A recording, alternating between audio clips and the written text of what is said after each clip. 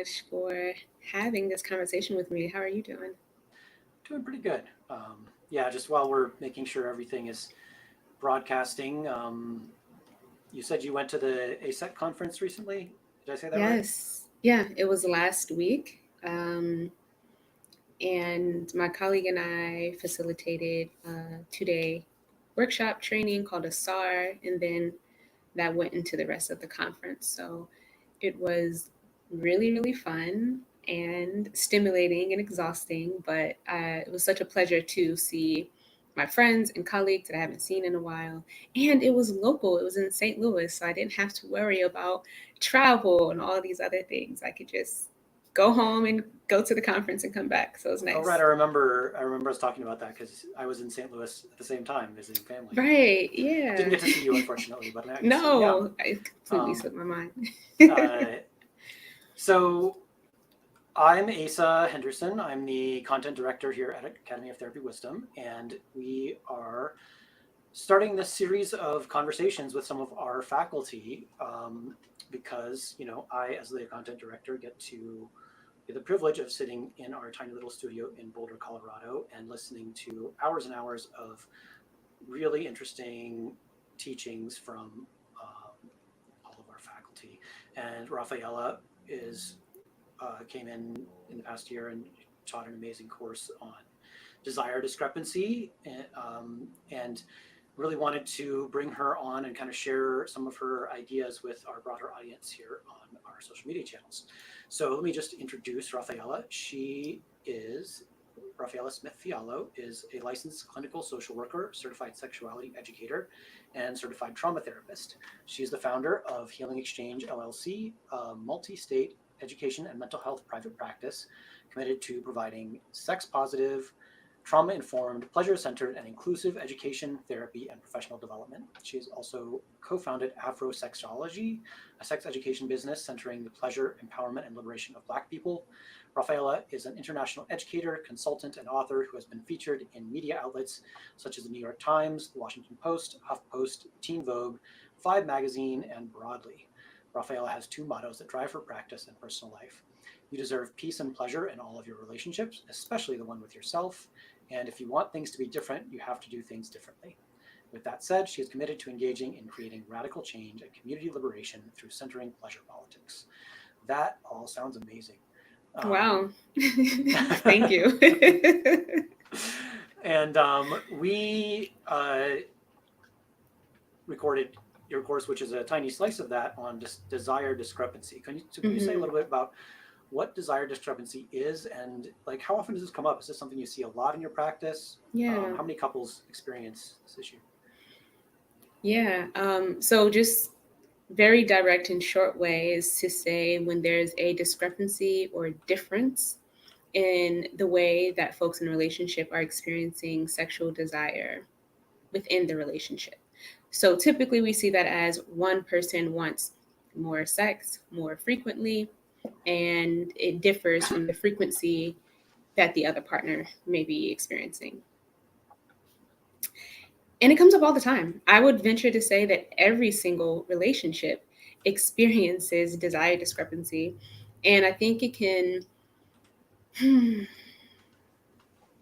what can make it land for some folks, couples and therapists alike, if we kind of normalize the differences in everything, right? So we tend to go to, oh, one partner wants is not satisfied with the frequency of sex. But how often are we always in alignment with our partner? We never always want to eat at the same time. We don't always want to eat the same thing, right? We may have different goals when it comes to what we're saving this money for, right? But when it comes to sex and sexuality, all of these other negative messages come in about, who's wrong, who's right, is something wrong with me and my desire, is my partner hypersexualized, when in other areas it's not really that stigmatized. And so I just like to invite people to look at it with another lens first, to try to normalize that we are humans who have different interests, tastes, we have different things going on in our life that will impact the way we're experiencing our desire, and then work from like that place. If we can get on the even playing ground with just normalizing that, then we can go into a conversation more deeply. So yeah, it comes up with every couple. that I've probably ever worked with. But I'm also a therapist, so people are coming, people are coming with relationship concerns and specifically this concern. So, yeah, but even when it's not about frequency, it could be about the type of sex, that we're having or wanting to have that might be different. So, yeah.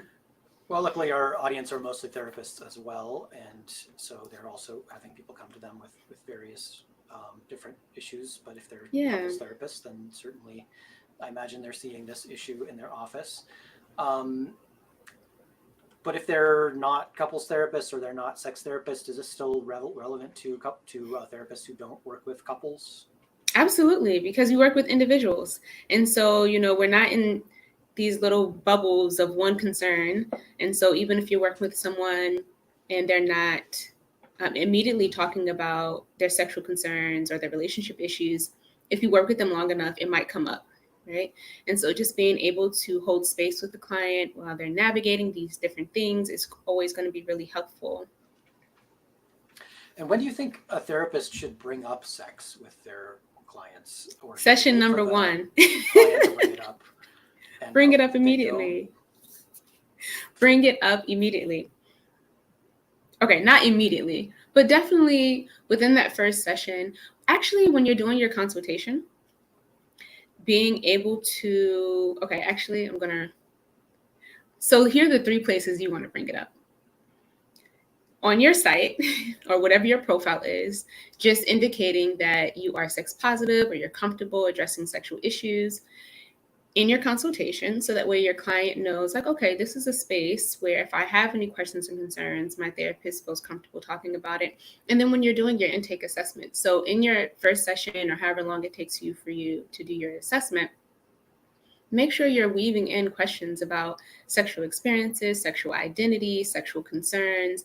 We are really good with asking about family history, substance use, and mental health history, even within the family. But how often are we really asking about some of those sexual matters? So if we are the ones that bring it up, it kind of lets the client know, like, oh, okay, if my therapist is bringing it up, then I can bring it up. But more often than not, our clients they're not sure, or sometimes they're put off by the idea because of certain assumptions. And so there's actually a lot of research that says that clients want to talk about sexuality, about gender, about sex in general, and they just don't know if their therapist is trained or comfortable. So, one, get comfortable and get trained to talk about these things. And that doesn't mean you have to be a sex therapist, right? Just being sex positive and holding the space for your client to be curious and share those inquiries with you. And then if you have to do a little research or provide some resources, that's great as well. But the biggest thing that we do notice is clients feeling like they can't bring it up, or worse, feeling stigmatized when they do bring it up. So it's really something that we have to address more across the board. So you said first get comfortable if you're not. So what would you Mm-hmm. say to a therapist who maybe isn't totally comfortable uh, having those conversations with their clients? Like maybe they do it, but there's still a little bit of discomfort with those conversations. What would you Yeah. suggest? Well, one, I just want to validate that, right? We all grow up with different backgrounds and different families and just different cultures that have their own like meanings and concerns around sex and sexuality that may make it hard. So I definitely want to acknowledge that it's not just an easy thing to do for everyone. And there are big reasons why that may be the case. But then it's our job to unpack that, right? So if that means working with your own therapist, working through maybe your own sexuality concerns with a sex therapist, and um, just getting more educated as well. So there are a lot of trainings out there, but we do have to recognize, like, even in graduate school and especially medical school, like, sexual health is not a topic that every class will cover, right? I think right now the standard is between 7 to 16 hours of sexual health and education that medical professionals might receive in med school. And if you're in your master's program for counseling, therapy, or psychology, it may be one course, but not even. You may have to specialize or individualize your program a little bit to get that education. So I do, again, just want to say it's not always up to you in terms of where you grew up and your family and all this other stuff and in your program, but we know this is becoming more of an opportunity for our clients to talk about. And so we really have to just catch up. All right, so let's get into the details.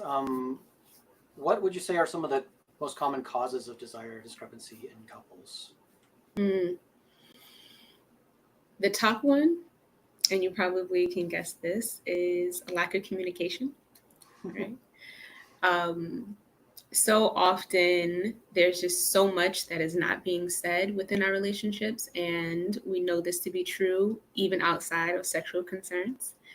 And being able to help folks navigate these really emotional conversations is essential.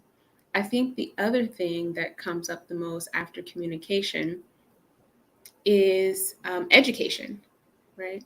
So some of it is, oh, maybe I am um, desiring something, but I'm not sure if it's normal. I'm not sure how to do it. So I need to do a little bit more of my own research before I bring it to my partner. So it's more of a confidence thing. Like I don't want to um, seem like or feel like I don't know what I'm doing. And so let me do some research on the back end and then share it. But other than that, it's communication. Oh, and you know what else I would add? Relationship stress or satisfaction, for sure, right? So sometimes folks are in relationships that have,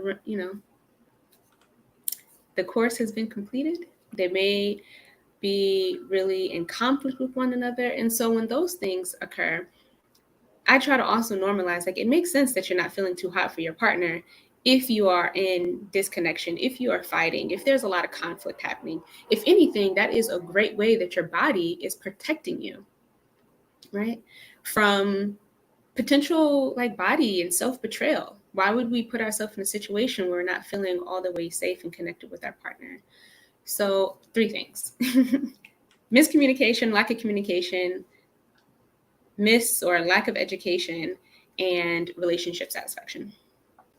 Great. And if you could give therapists who are listening to this right now one intervention besides the 6 Ps, although I hear it's now the 7 Ps, um, Maybe. but because we have a free video with you where you already go into that, so I'm going to link that underneath this, so they can already get that free video and listen to that. So what other intervention would you give to therapists to help Yeah. either broach the subject or help the clients kind of get some more insight about this and Yeah, things? for sure. So, one easy one would be to ask the client to explore, define, name what is sex? What does it mean? What's the goal, purpose? What's the outcome that you're looking for? Not in a goal directed way, but so that people have a better understanding of what it is they need and what they're looking for from their partner. Because sometimes when I'm working with folks who are experiencing this desire discrepancy and they're wanting to have sex with their partner, it's not just the physical act, right? They're wanting to experience being desired, being seen, feeling connected, not being alone, exchanging energy, like creating things, whatever the case is. But for them, maybe sex is how you get that. And so in that situation, it may be teaching them and helping them explore what are other ways that my partner and I can connect that doesn't always involve sex, right? What are the roots about why so much of my desire and feeling seen and connected is linked to sex and not some of these other things? So being able to hold space for our clients to explore and define, what am I trying to get when I'm wanting sex? Oh, actually, I just want to be close to you. We can cuddle, we can go play putt putt, right? There's so many different things that we can do. So I think that's really important. And then the other thing that would say is more on a conversational level would be to have your client think about their ideal, their best, their most erotic, sensational sexual experience. It can be real or it can be imagined. And how is that lining up to what's happening in their relationship right now? Because sometimes, and it can be hard to admit, but it's, you know, do you want the sex that's on the table? When you're declining, when you're not feeling desire, when you're feeling disconnection, maybe the sex that you're having is not one that feels good to you. And so you are saying no, or your body is saying no. So being able to create that insight or awareness within our partners can be so helpful and affirming, especially when folks are feeling broken, right? Like, oh, something's wrong with me. No, we're like, no one's broken, no one needs to be fixed, but we need to find a way to navigate this challenge and get on the same page. So those are my two favorite ones that I always initiate. Kind of, let's have this conversation about sex, regardless of where we're going, if it's individual or couples. Give me your definition of sex. Give me the purpose of sex for you. How would you like to see that change and grow and expand? Because of what if someone's idea or purpose of sex is more about someone else's pleasure, right? Or it's only related to procreation, right? And so it's hard for them to kind of put it in a place where you can play and explore and do all these other things with your partner. So yeah, just kind of expanding the viewpoint there and seeing how it aligns to what's happening in their life and what they envision for their life and their sex life. So the title of your course is An Expansive Approach to Navigating Desire Discrepancy in Therapy, Mm-hmm. or something like that. I might not have it exactly right, but Mm-hmm. tell me a little more about the expansive approach part, Mm-hmm. because I think that's an important part of your course and your approach to this whole issue. What would you say you mean by an expansive approach, and um, what how is that different from more traditional approaches that you people may have seen in grad school, or that may have been out there in previous decades? Yeah. And in previous settings. Um, Something that I hear way too often, usually I hear it from clients who've spoken to their primary care or like a medical professional, is this intervention of, well, you should just drink, right? Just have you a couple of glasses of wine, and then you'll be ready, you know? We don't, that is not the go-to solution intervention that we should be offering up to folks. And so I think that for this course that I'm offering, it's going to be expansive in a lot of ways, from incorporating different ways that people in a relationship, different types of people and bodies that are experiencing these sexual challenges and differences. Because oftentimes it can be very gendered when we're talking about sex and sexuality and relationships. And so what does it look like when a doctor is assuming that the sex I'm having is penetrative, but one, maybe I'm not interested, or that's just not possible within the dynamic of my relationship. And so being able to step outside of these pretty typical standardized ways of looking at relationships and making sure that more people are included in the vision of our work. And in addition to that, being able to expand the idea of sex that we're having. So the goal may not be, oh, this couple is experiencing discrepancy when it comes to sexual desire and sex, and we need to get them to have sex in this way. But we also want to be expansive regarding that piece as well. So I think there are a couple of different ways we're looking at this, inclusive and looking at this in terms of inclusivity from body, sexuality, and gender, in addition to what are the actual practices and behaviors that we're looking at. Yeah, one piece of that I think that I really loved in your course and would like you to talk about a little bit more. You know, we have the LGBTQIA plus, and you know, some therapists are totally up on what all of those letters are, and some of them might be catching up with a few letters. But one letter that I think is really important in this context is the A for asexual, Mm, because once we have that idea of people can be asexual, then that kind of changes how we might want to handle these desire discrepancy issues. And like, so what do you do if, how do you find out if one of the partners is asexual, and then what do you do then? Yeah. And big question if the client is also finding out that they're asexual and they didn't know, right? They were operating in this lens of trying to figure out what the heck is wrong with me, or this is so hard for me, or I'm disgusted by this. Also, um, knowing that being asexual is also on a spectrum. So there's just different experiences that people may have. But a lot of it comes out when we're talking about that sexual history, when we're talking about someone's experience or experiences with sex, with desire. You know, sometimes it sounds like, oh, I just couldn't, when I was younger or in high school or whatever, like I just couldn't get why people would see someone and just feel like, oh, I want to jump their bones. I want to do this. And I'm just like, that's the farthest thing from my mind, right?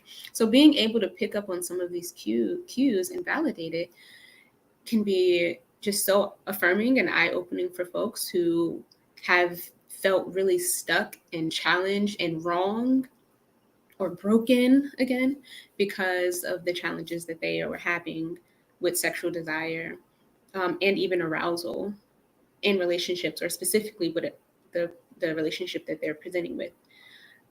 So we have to bring that into the conversation as well. So we have to be mindful if we're looking at this, okay, this couple, they're experiencing some challenges with sex and desire. And am I coming up with my own goals and visions of what successful treatment looks like, which includes, oh, you're going to have more sex, as opposed to, are there some other things underlying what's happening here that we need to pulse out and highlight? And then what does that mean? What happens when you're like, oh, yeah, I am on the asexual spectrum. Sex is not a big deal to me. And I also don't feel like I want to compromise by having sex, right? More sex for my partner. Because there are some asexual folks who have sex and it's fine, right? They may not desire it in the same way. They may not experience sexual attraction. And we just have to learn to hold space for these conversations without shame, with acceptance, also creating space for the partner to not have shame and have more acceptance, because that's just not something that's going to change. So that they can either create a sexual relationship within the larger dynamic of the relationship that feels good for everyone, or they make a decision that maybe this doesn't work for us to stay in this relationship, or they may open up their relationship so the partner can have sexual experience with others. So it's not a cut and dry 1 2 3, this is how you do it. Really have to create space for things to expand and for folks to explore. But thank you so much for asking that question, because asexual folks get left out of the conversation of sex and sexuality in general, either because it's assumption like, oh, well, you're asexual, so, you know, no need to come to the party, versus really looking at the likelihood that a lot of folks who are asexual are in relationships with folks who are allosexual, which is the other spectrum of sexuality, of asexual and allosexuality. So we don't want to just leave folks out, and knowing again that there are ways to have that connection and relationship with one another outside of sex. So it's possible, it's doable, but we just got to figure out what works for that particular couple, and um, yeah, making sure it feels good. Well, thank you so much, Rafaella. We're getting close to the end of our time here. Wow, so So fast. why don't, just in the last couple minutes here, just say a little bit about the course that we created together. What motivated you to teach this course, and what are some other things you cover in the course that we didn't get a chance to talk about today? Yeah, so motivation for this course. So, I'm a therapist, I'm a sex therapist, I'm a supervisor, and I get these type of questions a lot, right? So when I'm doing courses and I'm talking to colleagues, like this question about sexual desire, how do I help this couple, is just common, because like I said, it's common in our relationships. And so having the opportunity with you all to create something for our, mental health community, thank you again. I'm so appreciative of that. And that's the big motivation. This is a thing. It happens. Let's create some resources and supportive outlets for folks to engage with, to try to get a little bit closer and for them to create their own unique way. Because I have some ideas based on my research and experiences in the field, and it may not work for everyone, right? But when we're in dialogue about these things, it at least gives everyone permission to dive deeper into their own unique style of therapy and incorporating it with their specific demographic or community that they work with. Um, in regards to what else we're talking about, I mean, wow, we've talked for hours for this course. Where do I start? Hmm. Well, you already hinted at the 6 P's of sexual desire. So people have a snippet of that with the free video. So go check that out. And I'm also breaking down the conversation to include just general sex, desire, education, moving on to things that you want to inquire about when it comes to assessment, aspects for communicating better with your partner and as a therapist within the dynamic, and then moving on to a few activities and exercises that may be helpful for your couple. So try to break it down so you have like little snippets of different parts of the treatment process.